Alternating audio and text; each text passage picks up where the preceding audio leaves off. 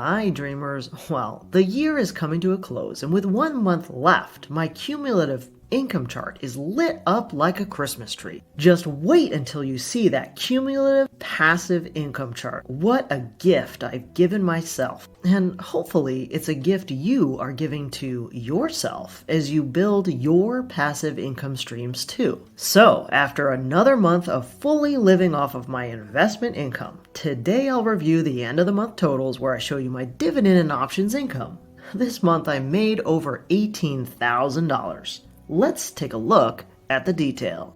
Alright, so here we are in the spreadsheet, and as you can see, in November 2024, I made $12,852 in dividends, which is the highest month in dividends I've ever had. And if you watched my recent full portfolio review, you know exactly what holdings led to that number. So it won't be a surprise to you as we look at the November detail. And here it is. Across the 5 weeks, the majority came in week 1 with over $6,000 and week 3 with almost $4,000. So the month started out with these weekly payers. I got $49 from the Roundhill products of QDTE and XDTE plus YMAC, and I've done dedicated videos on both of those to explain their strategies. Then I got $98 from PCN, $150 from the first payments of QDVO and DEVO, and then almost $1,700 from the remainder of my PIMCO monthly payers, PDI and PTY. Then I got $15 from an experimental position I was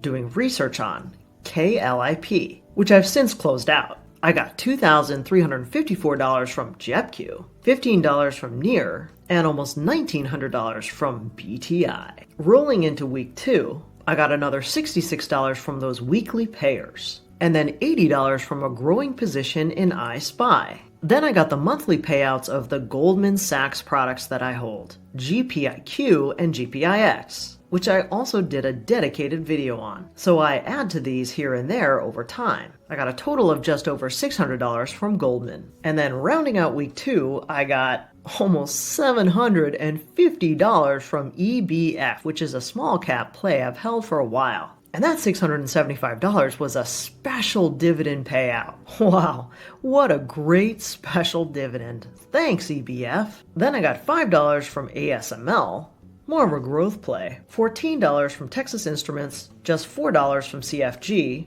I got a couple bucks from Apple, a couple bucks from Costco. And then here are those weekly payers again, giving me another $92. Then I got $38 from Stag, $120 from Realty Income, $350 from Sunoco. I got almost $300 from HTGC, which is a BDC, and $169 from Maine, another BDC. And I finished out this week with just about $2,800 from the NEOS products, QQQI, IWMI, and SPYI, which brings me into week 4 and 5. In week 4, I just had those weekly payers again, where I got another $80. And so in week 5, I got about $190 from basically money markets, where I held cash to execute cash secured puts. So that's basically just like interest. I got another $58 from those weekly payers, just over $100 from SVOL, another $112 from QDVO,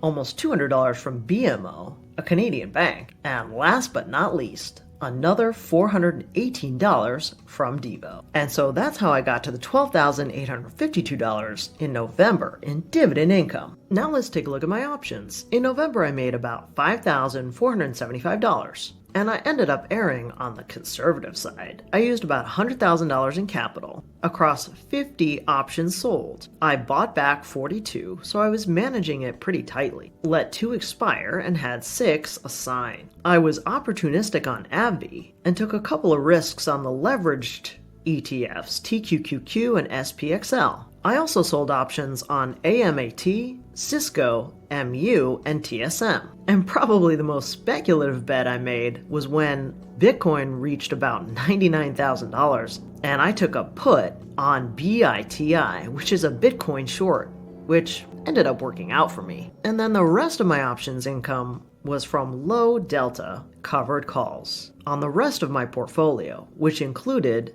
Microsoft, VNQ, Duke, Cintas, and Avgo. And so despite the fact that I really want to be more aggressive to be able to put some more gifts under the Christmas tree, the thing about options is that the market offers up what it offers, and it's up to you to decide if it's worth the higher risk. And for me, I'm erring on the cautious side as I think about the potential of an end-of-the-year dip. So now let's take a look at my cumulative passive income chart. And now it's time for everyone's favorite part, the cumulative passive investment income chart. And guys, this is like my favorite time of year because the chart is almost completely filled in. The results are almost completely in. So let me orient you to this chart. The blue was my dividend income cumulative total for 2022, and the orange was my dividend cumulative total for 2023, and then the dark green was my dividend total income for 2024. And as you know, I only started trading options in January of 2023. So I've been trading options for almost 2 years now. Can you believe it? So the yellow is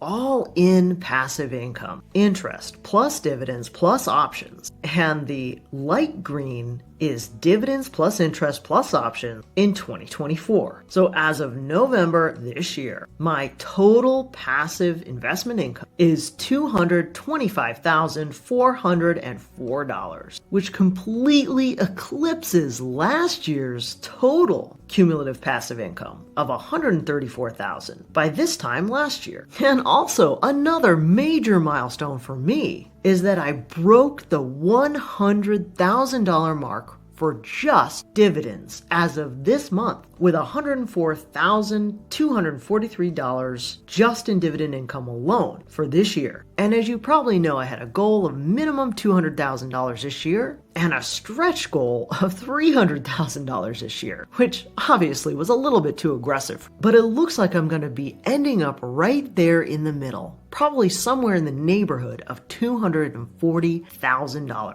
which I never could have imagined generating that kind of passive investment income by myself with no guide, no advisor, just off of money I have saved from working a 9 to 5. And guys, that's the reason why I do this month after month, is to show you it's doable. And that even with me withdrawing every single month and actively living off of this portfolio, that there is no drawdown. And in fact, it continues to grow. And so as we're almost to the end of the year, what I'm planning is a final year summary showing you the total amount I have gained and the total return, including withdrawal. I'll give you a summary of all of the options and where and how I made the bulk of my money, specifically by stock. And I'll talk about next year's strategy. I'll also be working on videos for new stock bets with new research and some market predictions based on the new administration. And for those of you who are joining me as paid YouTube members,